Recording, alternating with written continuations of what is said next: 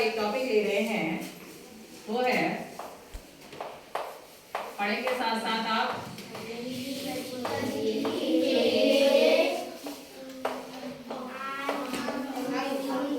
क्या लिखा हमने?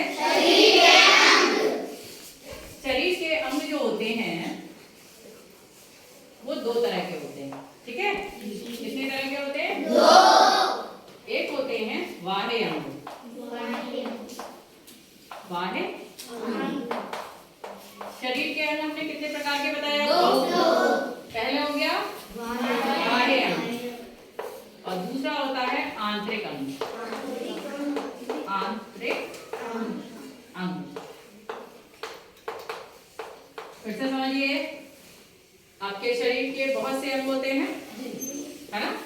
शरीर कई अंगों से मिलकर बना हुआ है। पूरे शरीर में जितने भी अंग हैं उन्हें दो भागों में बांटा गया है। एक है बाह्य अंग और दूसरे हैं आंतरिक अंग। अब बाह्य अंग समझिए। बाह्य मतलब होता है बाहर। बाह्य मतलब बाहर। इसका मतलब हो गया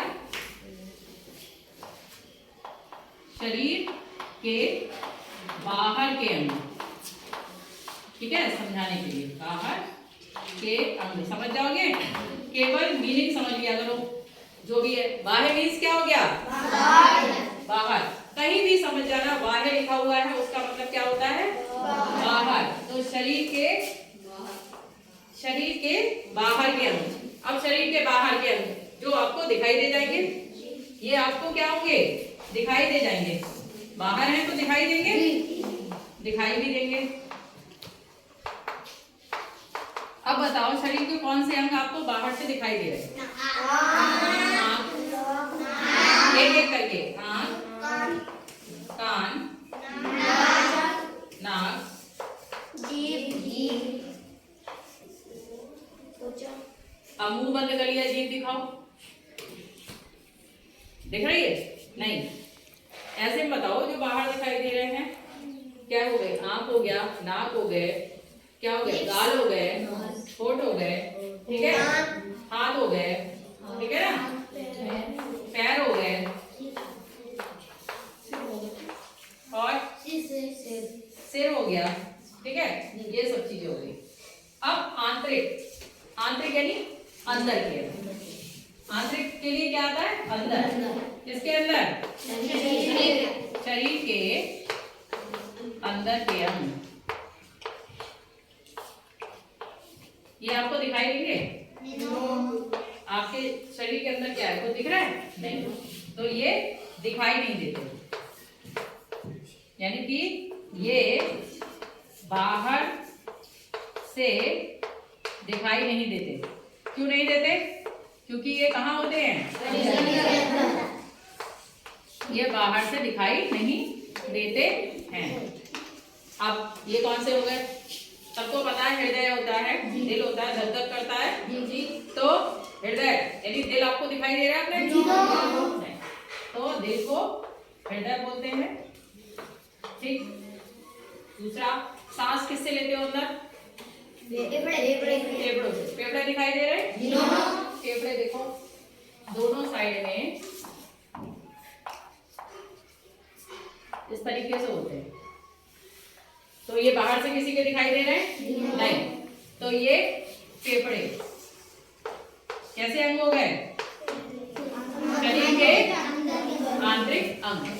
यकृत होता है, लीवर होता है, वो यकृत यानी लीवर, वो हो गया। छोटी आंत, बड़ी आंत, वेरी गुड।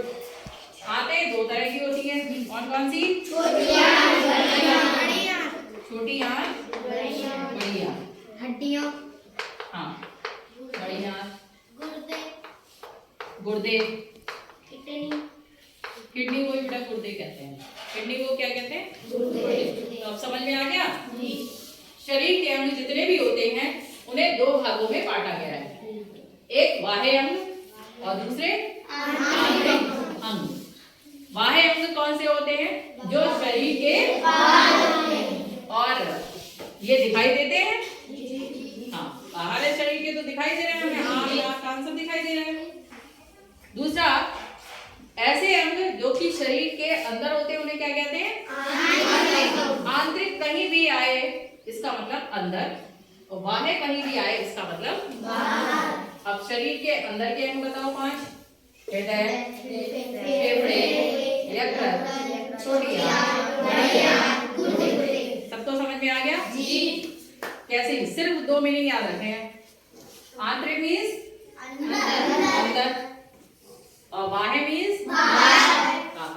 ऐसे अंग जो कि शरीर के बाहर होते हैं और जो हमें दिखाई देते हैं वो होते हैं बाह्य अंग, शरीर के बाह्य अंग।